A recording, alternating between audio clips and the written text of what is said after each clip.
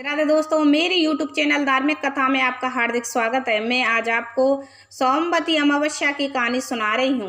एक गरीब ब्राह्मण परिवार था। उस परिवार में पति पत्नी के अलावा एक पुत्री भी थी। वह पुत्री धीरे धीरे बड़ी होने लगी। उस पुत्री में समय और बढ़ती उम्र के साथ सभी स्त्रियोचित गुणों का विकास हो रहा था। वह लड़की सुंदर, संस्कारवान एवं गुणवान थी, किंतु गरीब होने के कारण उसका विवाह नहीं हो पा रहा था। एक दिन उस ब्राह्मण के घर एक साधु महाराज पधारे। वो उस कन्या के सेवा भाव से काफी प्रसन्न हुए।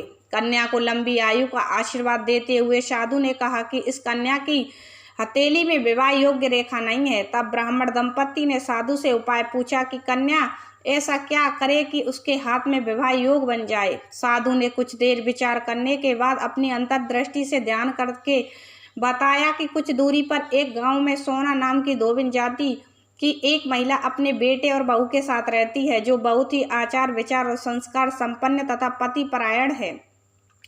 यदि वह कन्या इसकी सेवा करे और वह महिला इसकी शादी में अपने मांग का सिंदूर लगा दे, उसके बाद इस कन्या का विवाह हो तो इस कन्या का वैधव्य योग मिट सकता है। साधु ने यह भी बताया कि वह महिला कहीं आती जाती नहीं है। यह बात सुनकर ब्राह्मणी ने अपनी बेटी से धोबिन की सेवा करने की बात कही। अगले दिन कन्या प्रातः काल ही उठकर सोना धोबिन के घर जाकर साफ सफाई और अन्य सारे काम करके अपने घर वापस चल आती।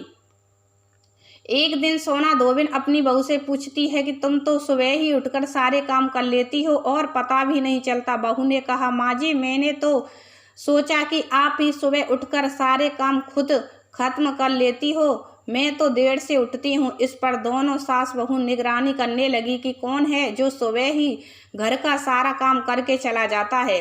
कई दिनों के बाद धोबिन ने देखा कि एक कन्या मुंह बांधकर अंधेरे घर में आती है और सारे काम करने के बाद चली जाती है। जब वह जाने लगी तो सोना धोबिन उसके पैरों में गिर पड़ी। पूछने लगी कि आप कौन हैं और इस तरह छुपकर मेरे घर की चाकरी क्यों करती हैं। कन्या ने साधु द्वारा कही गई सारी बात बताई। सोना धोबिन पति परायण थी, उसमें तेज था, वह तैयार हो गई। सोना धोबिन के पति थोड़ा अस्वस्थ थे। उसने अपनी बहू से अपने लौट आने तक घर पर ही रहने को कहा। सोना धोबिन ने जैसे ही अपने मांग का सिंदूर उस कन्या की मांग में लगाया, उसका पति मर गया। उसे इस बात का पता चल गया। वह घर से निराजल ही चली थी। यह सोचकर ही रास्ते में कहीं पीपल का पेड़ मिलेगा तो उसे भवरी देकर और उसकी परिक्रमा करके ही जल ग्रहण करेगी।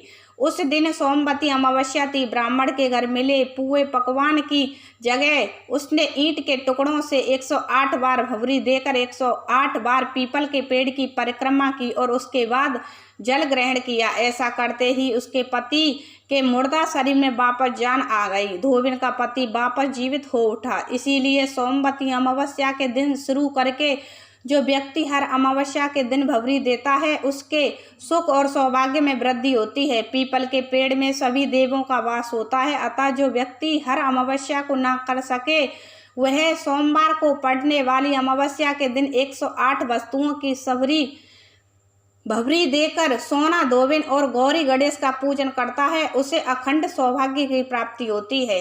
ऐसी प्रचलित परंपरा है कि पहली सोमवती अमावस्या के दिन धान, पान, हल्दी, सिंदूर और सुपारी की भवरी दी जाती है। उसके बाद की सोमवती अमावस्या को अपने सामर्थ्य के हिसाब से फल, मिठाई, सुहाग सामग्री, खाने की सामग्री इत्यादि की भवरी दी जाती है और फिर भवरी पर चढ़ाया गया सामान किसी सुपात्र ब्राह्मण, ननद या भांजे को दिया जाता है।